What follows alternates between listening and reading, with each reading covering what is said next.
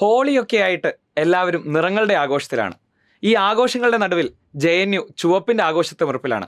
കാരണം മറ്റൊന്നുമല്ല, വർഗീയതയ്ക്കിവിടെ സ്ഥാനമില്ലെന്ന് തെരഞ്ഞെടുപ്പിലൂടെ വിധി എഴുതിയിരിക്കുകയാണ് JNU.